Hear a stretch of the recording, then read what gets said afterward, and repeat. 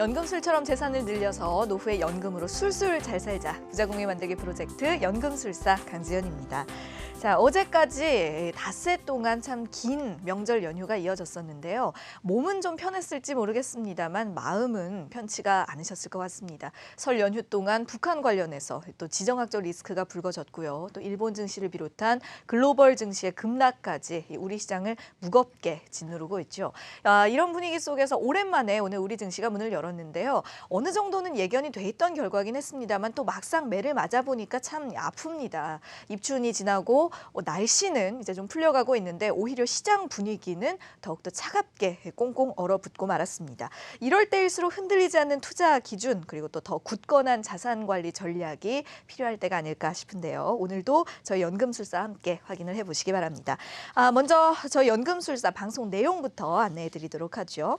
자, 매주 월요일에는 여러분의 자산을 늘리기 위한 다양한 재테크 노하우를 알려드리고요. 화요일은 100세 인생 행복한 은퇴를 위한 전략을 짜드립니다. 또 수요일은 자자손손 불을 지키는 상속과 절세의 방법, 목요일과 금요일은 재무제표 읽는 법에 대한 회계사들의 생생한 강의와 함께 ELS 따라잡기 그리고 문화로 보는 경제 이야기까지 아주 알차게 준비를 해놨습니다. 많은 관심과 참여 부탁드리고요.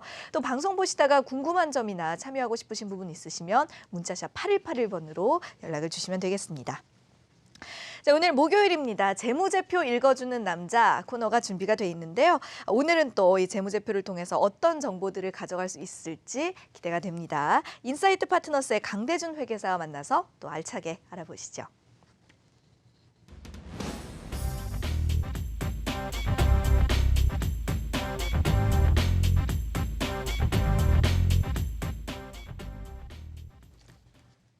안녕하세요. 인사이트 파트너스의 강대준 회계사입니다.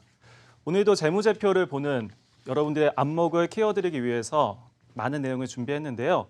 그중에서도 최근에 실적이 발표되면서 공시정보가 쏟아지고 있습니다. 근데 이렇게 쏟아지는 공시정보 제대로 보고 계신가요? 제가 많은 투자자분들 또는 경영하시거나 또는 직장에 계신 분들 모두 만나 봬도 사실은 공시정보 보기 너무 어렵다라는 이야기를 많이 하십니다. 그래서 그중에서 가장 어렵고 오해가 있는 부분을 오늘 가져왔습니다. 그래서 지금부터 하나씩 살펴보도록 하겠습니다. 그 전에 제가 여러분 잘 아시는 워런 버핏 이야기를 좀 드릴게요. 워런 버핏 너무나 우리가 부러워하는 투자자죠. 근데 워런 버핏한테 궁금해서 이런 질문을 한 기자가 했습니다. 사랑하는 자녀의 미래를 위해서 무엇을 가르쳐야 할까요? 라고 질문을 했는데 워런 버핏이 바로 이런 이야기를 했죠. 당연히 회계를 가르쳐야 된다라는 이야기를 했습니다. 아니 많은 노하우도 있을 텐데 그중에서 회계를 이야기한 이유는요. 회계는 기업의 하나의 비즈니스 언어이기 때문에 그 언어를 익히는 데서부터 시작을 한다라는 것이겠죠. 이렇게 투자에 우리의 보통 멘토라고 할 수 있는 워런 버핏이 추천한 회계 정보 여러분들 잘 아셔야 될 텐데요. 근데 워런 버핏이 우리나라에 와서 이런 인터뷰도 한번 했습니다. 한국에 오셨는데 한국에서 어떤 기업을 중점적으로 보고 투자를 하고 계십니까? 라고 했더니 워런 버핏이 이런 좀 이상한 이야기를 했어요. 사실 한국은 올 필요가 없었는데 왔다라는 거죠. 그게 무슨 말인가 다들 황당해했는데 한국은 공시가 너무 잘 돼 있는 회사들이 공시를 너무 잘하고 있어서 그러한 공시 정보를 특별히 한국에 갈 필요도 없이 미국에서도 얼마든지 볼 수 있다는 겁니다. 여러분 잘 아시는 전자공시 시스템이 있습니다. 금융감독원에서 운영하고 있고 정보들을 기업들이 회계 감사를 받고 올려서 우리가 볼 수 있죠. 근데 우리나라뿐만 아니라 사실 미국, 영국, 일본, 캐나다, 프랑스 및 중국까지도 정보가 공개가 되고 있습니다. 하지만 우리나라처럼 공시 정보가 빠르게 그것도 보기 편하게 변환도 잘 되면서 볼 수 있는 나라는 드뭅니다. 미국이 잘 돼 있을 것 같지만은 미국 같은 경우도 사실은 공시 정보를 볼 때 상당히 제약이 많습니다. 근데 우리나라는 비상장 회사까지도 공개가 되고 있는 그러한 많은 정보가 공개가 되고 있습니다. 근데 이렇게 공개된 정보를 활용이 못한다면 우리가 죽어도 정보를 손에 쥐고도 못 보는 입장이기 때문에 여러분들은 이 부분을 확실히 챙기셔야지 올바른 투자를 할 수 있습니다. 자, 그중에서도 최근에 상장 기업들의 정보를 볼 때 가장 헷갈린다라고 말씀하시는 게 바로 연결 재무제표입니다. 연결 재무제표는 모회사와 자회사, 흔히 이렇게 말씀하시죠. 하지만 정작 지금 여기 삼성전자의 전자공시 사이트에 나오는 삼성전자 정보인데요. 연결 검토 보고서가 나와 있습니다. 그 분기라는 단어가 나와 있는데요. 분기인 경우에는 분기 정보가 나올 때는 감사 보고서라 부르지 않고요. 우리가 검토를 했다라고 해서 감사까지는 아니지만 감사인들이 검토 수준, 이때는 모든 증빙을 다 보는 수준이 아니기 때문에 이때도 신뢰성의 차이는 있다라고 또 보시긴 해야 됩니다. 이거는 참고로 말씀드렸고요. 요중에 오늘 핵심이 되는 거는 연결이라는 단어입니다. 연결 대상 종속기업이라고 표현하고 있는데요. 연결 대상 종속기업이 여러분 흔히 말씀하시는 자회사입니다. 자회사라는 표현보다는 회계에서는 종속기업이라는 표현을 쓰고 있어서 이것조차도 좀 헷갈려 하십니다. 지금 보시면 삼성전자의 종속기업 삼성 디스플레이부터 여러분 아시는 삼성 메디슨 또 여러 가지의 펀드로 구성되어 있는 회사까지도 있는데요. 이러한 자회사가 삼성그룹은 150개가 넘습니다. 이 회사들의 실적이 하나의 재무제표로 나오는데 이때 오해를 많이 하신 부분을 제가 풀어드리도록 하겠습니다. 먼저 법적으로는 다른 회사입니다. 법적으로는 연결 재무제표에 나오는 회사들은 각각의 상호를 갖고 있고요. 본점 소재지도 다릅니다. 그리고 사장님도 다르시죠. 법적으로는 다르지만은 경제적으로 단일체가 돼 있다라는 표현을 썼는데요. 경제적으로 하나가 되려면은 가장 기본적으로는 지배회사가 종속회사, 지분을 50%는 넘게 갖고 있어야 됩니다. 이때 주의하셔야 되는 거는 50%면 안 됩니다. 50%를 넘어서 갖고 있어야 지배회사와 종속회사를 확실하게 가지고 있다는 표현을 쓸 수 있죠. 경영권을 갖고 있다는 거죠. 근데 그렇지 않더라도 연결 대상에 들어가는 경우가 있습니다. 이 경우는 실질 지배력 기준인데요. 지분율은 50%의 미만이지만 지배회사가 종속회사의 임원이 동일하다든지 아니면은 회사의 중요한 정책에 대해서 의사결정을 할 수 있는 것을 지배회사가 갖고 있다라는 경우에는 역시 같은 회사를 보기 때문에 경제적 단일체로 볼 수 있습니다. 이런 경우에도 역시 연결 대상 종속회사에 포함이 됩니다. 그리고 이러한 경제적으로 하나가 된 회사 같은 경우에는 우리가 한 회사를 보지 않으면은 너무나 많은 피해를 볼 수도 있습니다. 무슨 피해까지 볼까라고 하시겠지만요. 지금부터 사례를 들어드리도록 하겠습니다.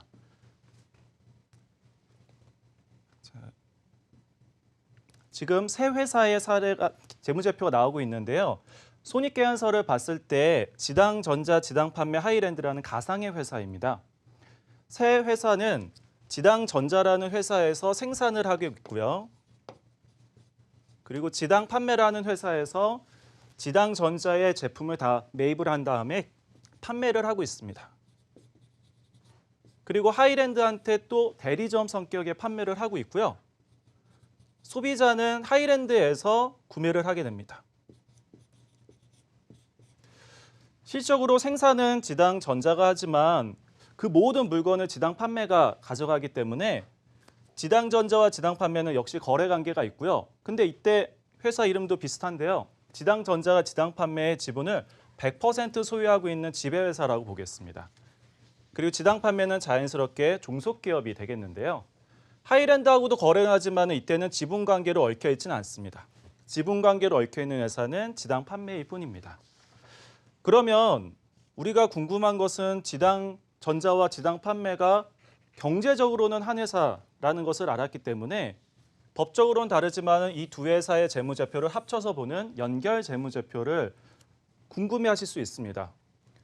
그러면 간단하게 볼 수 있는 것은 지당전자의 매출액이 150억이고요. 지당판매의 매출액이 200억입니다. 너무 쉽네요. 합치면 되겠네요. 연결하라고 했잖아요. 그럼 150억과 200억을 합치면 350억이 됩니다. 과연 이게 연결 매출액일까요? 라고 질문 드리면 그렇지 않습니다. 제가 아까 분명히 지당전자는 지당판매의 모든 제품을 판매한다고 말씀을 드렸습니다. 그렇다면 이 두 회사는 서로 거래를 하고 있는 셈이고요. 그것을 하나의 회사로 봤을 때는 사실 아무 일도 안 한 것이죠. 단지 창고만 옮긴 게 됩니다. 그렇기 때문에 연결 재무제표를 만들었을 때 단순 합계를 하는 것이 아니라 두 회사의 연결상 매출액은 실질적으로 판매가 된 200억만 매출액으로 기록이 됩니다. 매출 원가라는 것은 매출액을 올리기 위해 필요한 원가죠. 지당전자 같은 경우에는 이게 생산 원가가 될 것이고요. 지당 판매 같은 경우에는 지당전자로부터 매입한 매입 원가가 될 것입니다. 눈치채셨겠지만 그러면 연결 매출 원가는 얼마인가요? 단순 합계하신 분은 아무도 안 계시겠죠? 150억, 지당 판매한 150억은 지당전자의 매출액과 일치하는 것을 보실 수가 있는데 이제 두 회사를 하나로 본다고 하면 이것도 역시 아무 일도 없었던 것이 되니까 매출 원가는 직접 생산을 한 100억만 나옵니다. 결국은 매출 총이익은 200억에서 100억을 뺀 100억이 될 것이고요. 이때 판매비와 관리비라는 각 회사에서 발생한 관리 비용들이 나오는데 연결 판매비와 관리비는 얼마가 될까요? 각 회사가 30억씩 판매비와 관리비, 줄여서 판관비라고 이야기를 많이 하죠. 발생했는데 이때는 단순 합계하시면 됩니다. 제가 각 회사에서 발생했다고 했기 때문에 내부적으로 발생한 건 아니죠. 내부 거래가 있었다고 볼 수 없기 때문에 단순하게 합계하신 다음에 빼주시면 되겠습니다. 그래서 결국은 영업이익은 40억이 됩니다. 우리가 오해하는 여러 가지 요소들, 바로 단순 합계해서 연결 재무제표가 작성돼 있다라는 것은 아닙니다. 연결의 가장 기본인 내부 거래를 서로 상기해야 된다. 내부 거래가 없어져야 된다. 이 부분을 주의하시면 좋을 것 같습니다. 자, 지금부터 사례를 몇 가지 더 들어드릴게요.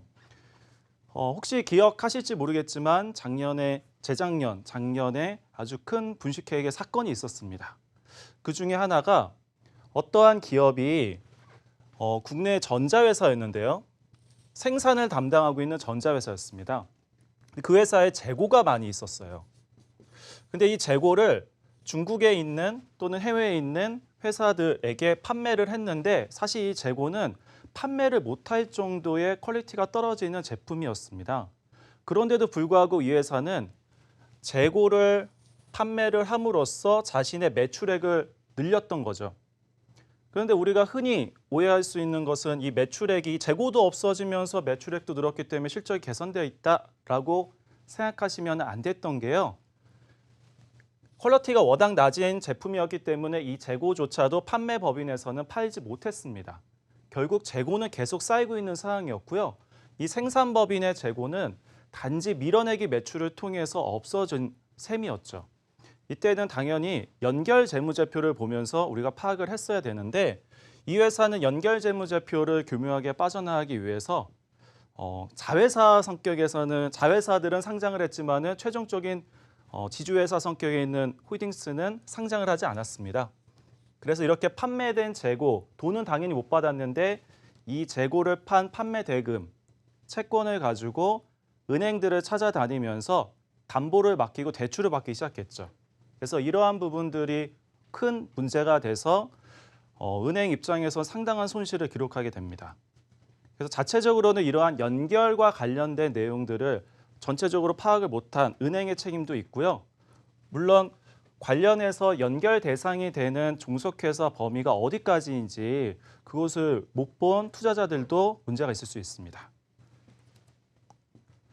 자, 제가 방금 전에 이 회사 사례를 말씀드리면서 또 이러한 단어를 썼습니다. 분식회계라는 단어를 썼는데요. 많이 들어보셨죠?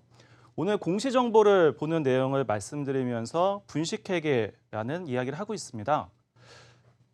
분식회계 분자, 한자로 보면 상당히 재밌습니다. 분식회계는 가루 분자가 여기 적혀 있는데요. 분식이라는 말 자체가 분을 바른다, 화장을 한다는 뜻입니다. 좋게 보이려는 거죠. 기업이 재정 상태, 경영 실적을 아주 좋게 보이려고, 이쁘게 보이려고 분장을 하는 겁니다. 그런데 공시 정보를 볼 때 분식회계 법적으로는 문제가 있지만은 기업들이 법적인 기준선을 넘지 않고도 분식회계를 하는 경우도 있습니다. 이것을 분식회계라고까지는 안 부르고요. 이익을 조정한다라는 단어를 씁니다. 그러한 이익 조정을 하는 이유가 있습니다. 이익을 조정하는 것은 보통 우리가 실적 상태를 나타낼 때 보여주는 여러 가지 요인 중에 좋게 보이려는 요인이 있고요. 오히려 실적을 안 좋게 보이려는 요인이 있는데 이 분식회계에서는 실적을 좋게 보이게 한다라는 것이 기본이지만은 이럴 때 실적을 좋게 보이는 것은 주로 M&A를 앞두고 있다든지 우리 기업을 어디에 팔려고 하는 경우죠. 또는 성과급과 연계가 돼서 이러한 성과가 내 보수 또는 임기 연장 이렇게 되는 경영진의 보상책에 연결이 되어 있는 경우 이때는 분식회계가 실적을 부풀리는 데 포커스가 맞춰져 있을 수 있습니다. 또 주가 조작과도 연계가 될 수 있는데요. 실적을 좋게 해서 주가 조작하려는 요인이 있죠. 보통 실적이 안 좋을 거라 예상을 하는데도 불구하고 실적이 좋아지는 회사는 분식회계 위험이 높다라고도 볼 수 있습니다. 반대로 실적을 줄이는 분식회계도 있습니다. 우리가 좀 오해가 될 수도 있죠. 실적을 줄이는 게 뭐가 좋겠어라고 하겠지만은 예를 들어서 이런 경우가 있습니다. 비자금을 만들겠다까지 안 가셔도 돼요. 외국인 주주가 많은 회사의 경우에는 분식회계, 이익을 줄이는 분식회계, 이익 조정을 통해서 배당 압박에서 벗어나려고 하는 경우가 있고요. 또는 독점을 하고 있는 회사들이 있습니다. 독점하는 경우에는 정유사, 통신사 같은 경우 이익이 많이 나면 여러분 어떻게 하시겠어요? 오히려 너무 실적이 좋은 거 아니야? 기름값 내려, 통신비 인하해 라고 할 수도 있죠.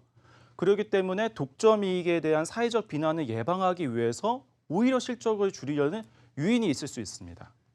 그래서 여러분들이 공시정보를 보실 때는 기업들이 성격에 따라서 회사들이 이러한 요인이 있을 수 있구나, 조심해야겠구나라는 생각을 하시면 좋을 것 같습니다. 분식회계가 멀리 있진 않고요. 보통 기업들의 이익 조정 상태에서 우리는 원인을 찾으셔야 되고 그리고 찾으셨다면은 그 기업의 정보를 볼 때 한번 필터링을 하신 다음에 생각하시면 좋을 것 같습니다. 자, 오늘 공시정보를 볼 때 주의사항 두 가지를 말씀드렸습니다. 연결재무제표 관점에서 보자. 상장사는 무조건 연결재무제표로 공시가 되고 있습니다. 현재. 그때 종속기업에 해당되는 일반적인 자회사의 정보까지도 합쳐져 있는데 이때 단순 합계하는 것이 아니라 내부 거래는 서로 상계가 되어 있기 때문에 아주 외형적인 확대를 꾀하려고 서로 간에 밀어내기 매출을 한 회사인 경우에는 그것이 효과가 꺼진다라고 보시면 되겠고요. 두 번째는 기업들이 이 선을 넘어서 분식회계를 하는 경우가 있을 수 있는데 이러한 경우 우리는 더욱더 주의를 기울여야 되고 그러한 분식회계 위험에 노출된 회사를 우리는 더 주의 깊게 살피셔야 되겠습니다. 자, 오늘 여기까지 하겠습니다. 감사합니다. 네, 재무제표 읽어주는 남자와 함께 하셨습니다. 사실 이 재무제표라는 게 혼자서 들여다보려고 하면 괜히 어렵고 좀 머리 아프고 이렇게 느끼시기가 쉬운데요. 이렇게 생생한 강의를 통해서 접근을 해보니까 좀 더 재미있게 수월하게 배워갈 수가 있는 것 같습니다.